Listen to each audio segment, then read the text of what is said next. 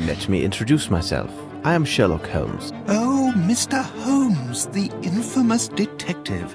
We are heaven blessed by your presence. I am afraid I am still in shock. Tell us what you saw. I was behind Sir Bromsby when it all happened. I am sorry, but as such I could not see anything of interest. But I am convinced that Miss Lavinia had nothing to do with it. Whom do I have the pleasure of addressing? Oh, I forget myself. We haven't been properly introduced. I am Herman Grimble, advisor to the late Sir Melvyn Bromsby and minority shareholder of Bromsby Enterprises. So you knew Sir Bromsby well, then? What a sad end for such a great man. We first met in India several years ago. That would have been before the birth of Miss Lavinia. We have been business associates and friends ever since that moment. What sort of man was Sir Bromsby? He was a man with strong character that at times seemed excessive. He was unyielding, but he was a good man.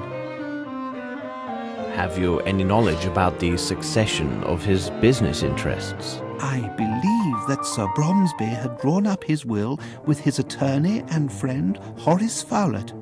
When it is read, we will know more about the specifics.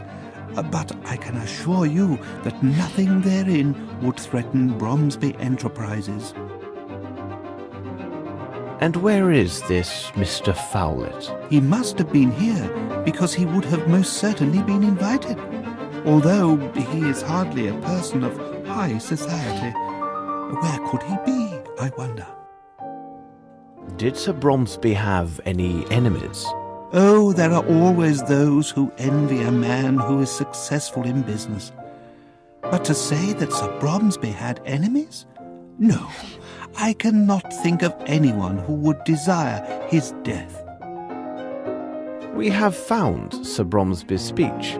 There's something quite puzzling about it. Ah, you talk about the notes that I left for him. Sir Bromsby always improvised his speeches in public as well as in business.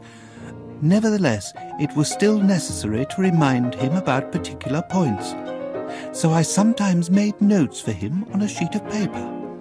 Hold on, he must have made that odd notation himself. It says something about a peasant and a snake. What could it mean?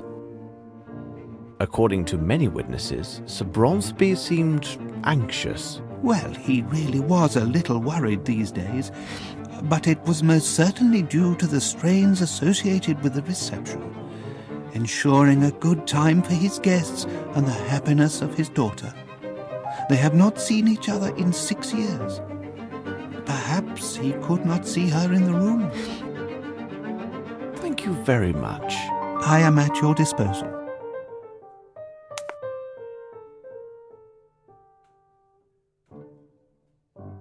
Please, sir, I have nothing to tell you. Everyone stands ready to accuse me of this foul deed. I have done nothing. I have only seen my father die before my very eyes on day of my majority. This young lady tells the truth. I can attest to her every move since she first appeared in the doorway. Beg your pardon for speaking so boldly, miss. Where were you at the moment of the shooting?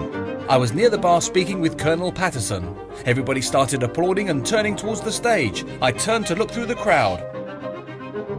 Did you notice anything in particular? When one of the doors opened, I did see a person hidden from the other's view. A beautiful young lady stood just at the threshold. I felt somewhat ashamed for staring at her so intensely, but her considerable charms captured my full attention until the dreadful shooting took place. Are you sure it was Miss Bromsby? Yes, Colonel Patterson was next to me and can confirm what I saw. It seems to me that no one else was near us at that precise moment. What is your reason for being here? I owe it to Colonel Patterson. We met each other several days ago at his club. He kindly persuaded me to accompany him.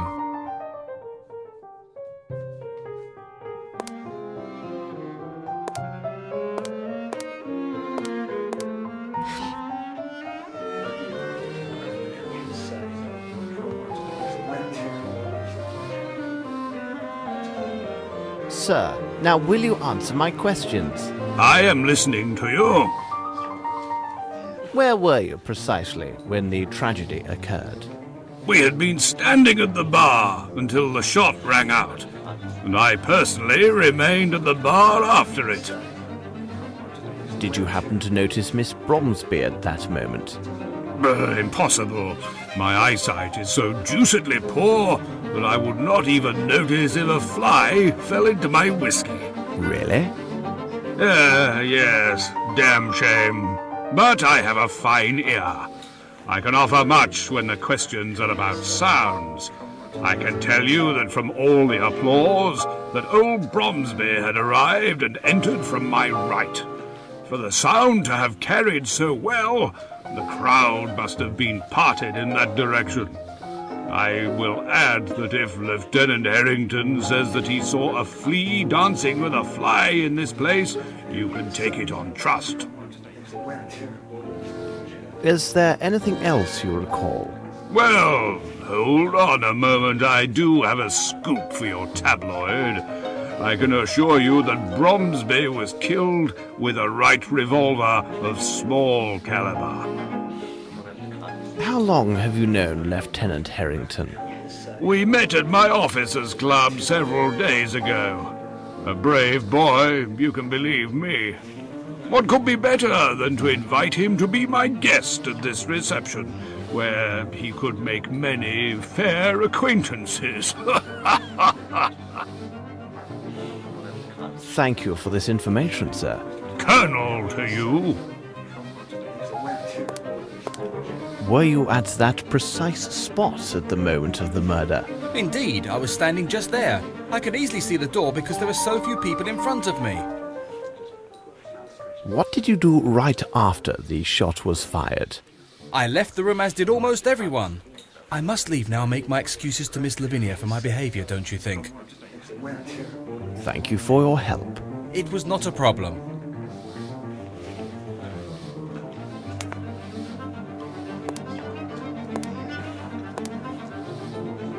I would like to ask you several questions, if you don't mind. If I can be of help, sir? What were you doing when the tragedy happened? I was serving those two gentlemen. As I was occupied, I saw nothing. Are you one of the household staff? No, I was sent by the Hartford agency to serve at the reception. All right, you may take or leave. Good evening, sir.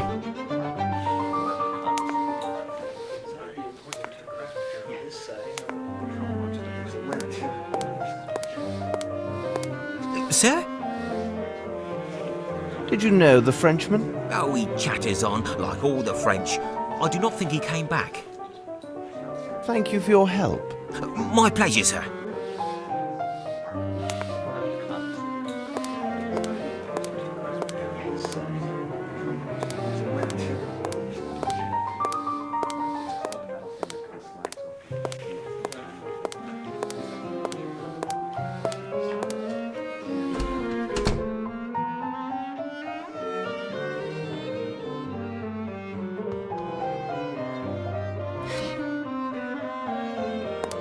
Miss, this revolver, is it yours? Oh, dear God. Why would you require a pistol? My father gave it to me shortly after I arrived. Dear God, what will the police make of this? I swear I did not kill my father. No. But why would he press you to carry a pistol? He seemed most anxious for my safety and his own. He told me that he would explain everything to me later, after the reception.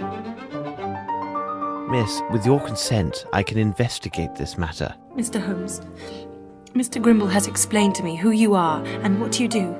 I would be eternally grateful if you could find out who killed my father. That's all right.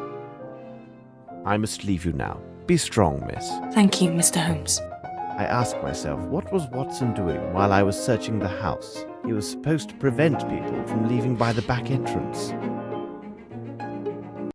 Here now, watch your step. If you're a reporter, there'd better be a doctor nearby, because when I get done with you, you'll need one. Look here, my good man, I am a doctor. Dr. Watson, in fact, and believe me... Dr. Watson? Hold on. Are you the Dr. Watson who writes about all those cases solved by Sherlock Holmes? Oh, I've read all your adventures. Who are you? My name is Lamb, Governor. I'm Sir Bromsby's coachman. Tell me, is he really that clever, this Sherlock Holmes? Look sharp, Lamb. Sherlock Holmes and I require your able assistance. No doubt. Stand firm at the private entrance and make sure no one enters or leaves until Holmes or myself returns. My pleasure, Dr. Watson. You tell Mr. Holmes that if anybody even steps on the lawn, they'll have to deal with Lamb. And I can tell you, there are few bold enough to dare my fists. This door is blocked. That gate is the only way in or out of here, Dr. Watson. I've already secured the other door on orders of Miss Lambert to avoid them nosy reporters. If anyone tries to make a break through the garden, they won't get past me. I leave you, Lamb. Right, I'll stand guard.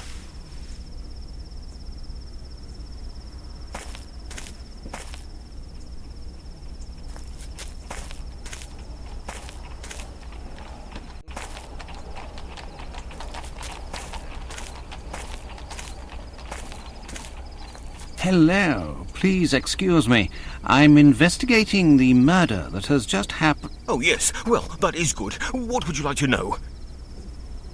Where were you at the moment when Sir Bromsby was killed? I was near the stage, and I saw him falling. Oh, my goodness, it was terrifying.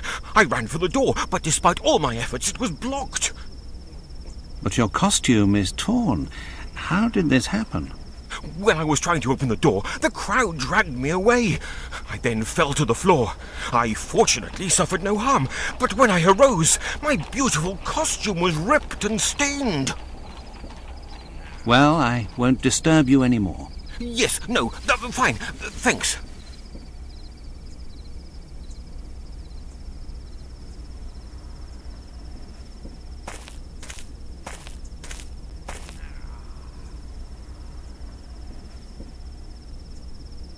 Excuse me, may I speak with you? Yeah, your servant, sir. Are you one of the domestics employed by the hall? No, I am the personal servant to old Satterthwaite. He is there, sitting on that bench. He seems right enough, but he refused a small drink for his health. Surely he cannot be well. Tell me, what have you seen?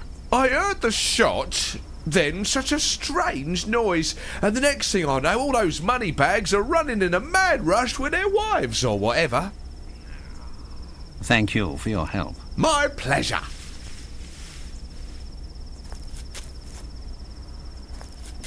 And you, what are you doing here? I'm waiting for Miss Roundtree, the niece of that banker chap.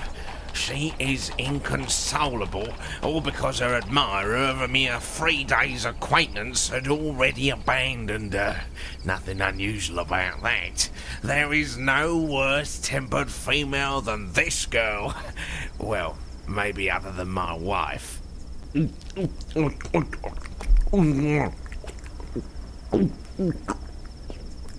Ah. Well, good. Cheers.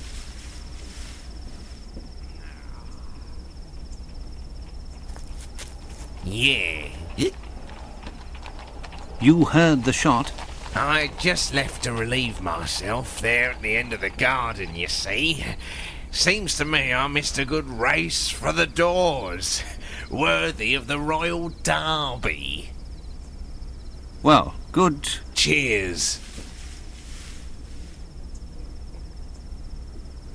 Well, my good man, why are you here? I am the manservant of Lieutenant Harrington. I accompanied him with the old general of the infantry, or whatever. I seem to have drunk too much. Did you hear the shot? What shot? Oh, the shot. Great reception, isn't it? I have to go. Are you all right? Very good. Bye, madam.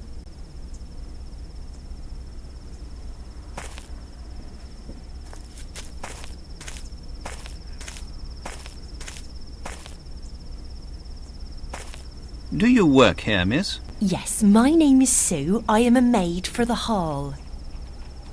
Where were you when these tragic events took place? I was serving when it happened. I ran straight for the door, just like the others. I swear his daughter must have done it. She's such a strange one. Thank you, miss. We may talk with you again. Oh, I hope so. Are you a relative of the victim? No. In truth, I always mocked Sir Bromsby.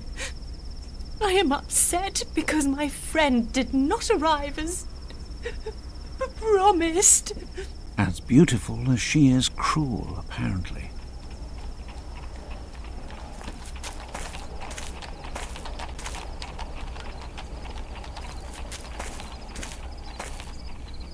Miss Lambert, I have been looking for you. What a tragedy. Simply dreadful. Can't believe what they're saying about Miss Lavinia. Why did you open the gate so hastily? I was so upset. I know now it was imprudent. I should have waited until the authorities arrived, but some of those gentlemen were so loudly insistent that I yielded. Have you informed the police? The village constable attended the reception. He left on his bicycle, I assumed to inform the proper authorities.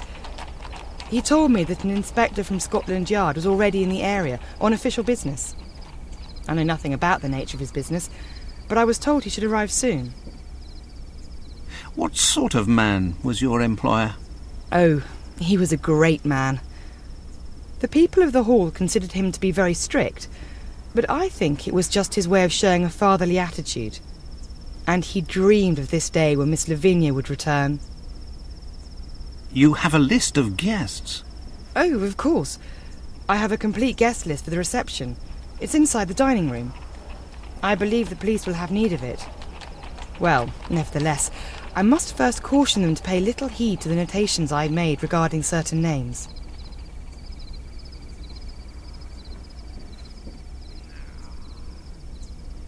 Why were these notations made? Their purpose was to note particular seating arrangements for the meal and the recital, according to specific concerns. Those individuals whom I considered to be very important were marked with a circle. What about the other odd marks? Louis-Philippe, Monsieur de la Musardière, suggested this method of arranging the seating. He also advised me that those guests with poor eyesight and hearing should be seated so that the acoustics and lighting in their room would favour their enjoyment of the recital. So the first category was marked with a point, the second with a cross. What do you know about this Frenchman? He is from a noble family, but found himself forced to seek a vocation as a head waiter. He is so inspired and keenly sensitive to the details. At first, I was afraid that Sir Bromsby would take offence with his suggestions, but he had moderated his opinions regarding French culture due to the influence of his friend Horace Fowlett. What did he do that was so extraordinary? His assistance was invaluable. He took such concerns with every little detail. The dishes, the tablecloths, everything. He not only declined an offer of lodging here at the hall, he also deferred his wages until the end of the reception. Oh, I would be so glad if he were here now. And where has he gone? He had pressing business in London. In fact, he found it necessary to visit his Harley Street physician. It seems his glasses were no longer helping with his eyesight. You have been very kind, Miss Lambert. You are most welcome. Oh, what a tragedy. I have questioned everyone here. I'll go see if Holmes has finished on his end. Holmes, the gate! I know, Watson, but it is of no real consequence. To question all these people would be a tiresome activity and would be of no value to this inquiry. Such ordinary inquiries are best left to the police. They have their purposes. As you like, Holmes. Now, Watson, to put your mind at rest, I can see that you have done well in my absence by placing the formidable coachman at the gate. I also imagine you have already spoken with Miss Lambert? Yes, and some other people too. Hold your report until our return to Baker Street. Meanwhile, be a good man and look to the gate. I must be informed the moment any official arrives. As always, I depend on your able assistance, Watson.